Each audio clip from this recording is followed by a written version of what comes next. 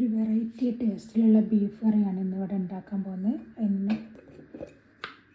അതിലേക്ക് ഒരു 2 table spoon ഇതിലേക്ക് കട്ട് ചെയ്ത് വെച്ച സവാള ചേർത്ത് കൊടുക്കാം. കുറച്ച് വലിയ പീസായിട്ടാണ് സവാള കട്ട് ചെയ്തിട്ടുള്ളത്. അത് ബീഫ് വേവുന്ന സമയത്ത് അതിൻ്റെ കൂടെ വെന്തോളും.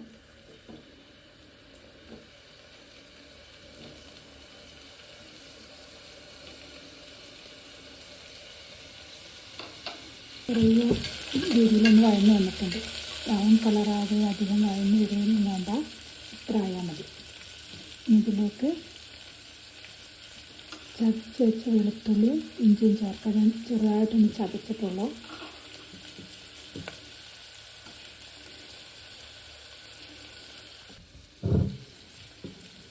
ഇഞ്ചിയും വെളുത്തുള്ളി ഒന്ന് ചെറിയ രീതിയിലൊന്ന് ചതച്ചെടുത്തതാണ്.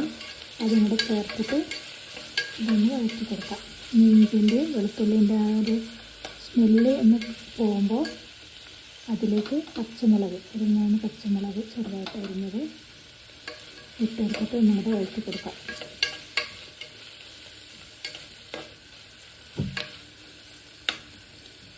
ഇനി ഇതിലേക്ക് ഒരു തക്കാളി ഉള്ളത്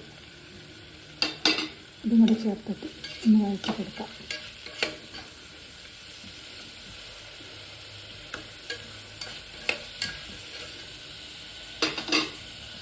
എല്ലാം ചെറിയ രീതിയിലൊന്ന് വഴഞ്ഞ് വന്നിട്ടുണ്ട്. നന്നായിട്ട് വഴഞ്ഞ് കുഴഞ്ഞു പോകുന്നു വേണ്ട, ചെറിയ രീതിയിലൊന്ന് വഴഞ്ഞ് വന്നിട്ടുണ്ട്. ഇനി നമുക്കതിലേക്ക് ഒരു 1/4 ടീസ്പൂണ് മഞ്ഞൾപ്പൊടി ഇടാം, 1/4 ടീസ്പൂണ് മുളക് പൊടി. ഇതൊന്ന് നന്നായിട്ടൊന്ന് ഇറക്കി കൊടുക്കാം. ഇനി അതിലേക്ക് ഒരു 1/4 ടീസ്പൂണ് കുരുമുളക് പൊടി കൂടെ ചേർത്ത് കൊടുക്കണം. പിന്നെ ഇതിൻ്റെ ഹൈലൈറ്റ് എന്ന് പറയുന്നത് മാഗി ക്യൂബാണ്. ഒരു മാഗി ക്യൂബ് ഇതിലിട്ട് കൊടുക്കാം.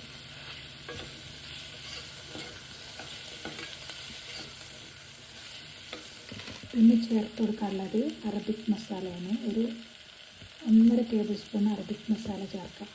1 കിലോ ബീഫിലേക്കുള്ള അളവാണിട്ടത്. പിന്നെ അതിൽ കുറച്ചാണ് എടുക്കണമെന്നുണ്ടെങ്കിൽ അതിനനുസരിച്ച് 1 കിലോ ബീഫിലേക്കുള്ള അളവാണ് ഞാൻ ഇട്ടിട്ടുള്ളത്.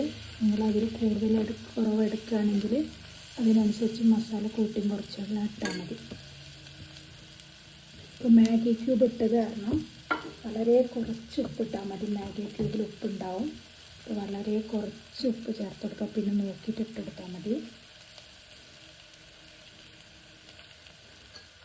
ഇനി ഇതൊന്ന് മിക്സ് ചെയ്യാം. ഇനി ഇതിലേക്ക് 1 ടേബിൾ സ്പൂണ് സോയാ സോസ്,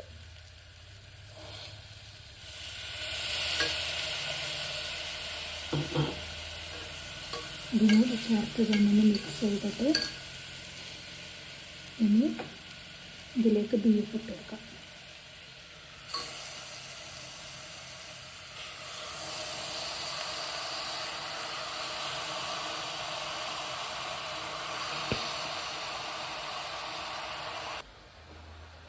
ഇത് നന്നായിട്ടൊന്ന് മിക്സ് ചെയ്യാം.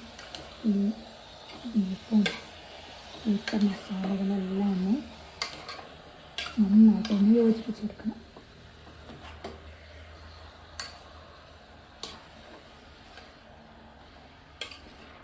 മാഗി ക്യൂബ് ഒന്നിട്ടത് കൊണ്ട് നമ്മൾ വളരെ കുറച്ച് ഉപ്പ് ഇതിൽ ചേർത്തിട്ടുള്ളൂ. ഇത് വെന്തതിന് ശേഷം ഉപ്പ് വേണമെന്നുണ്ടെങ്കിൽ അപ്പോൾ ചേർത്ത് കൊടുത്താൽ മതി.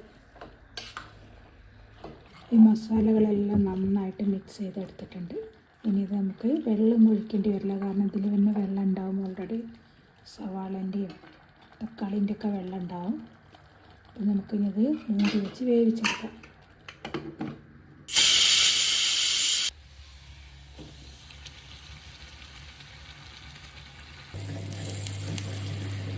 ബീഫ് നന്നായിട്ട് വെന്തിട്ടിട്ടുണ്ട്.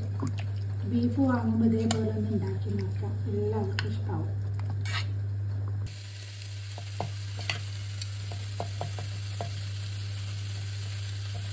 നല്ല പൊരിച്ച പത്തിരിൻ്റെ കൂടെയാണ് ഇപ്പോൾ ഇത് എടുക്കുന്നത്. അത് ചോറിൻ്റെ കൂടെയും പത്തിരിൻ്റെ കൂടെയൊക്കെ കഴിക്കാം.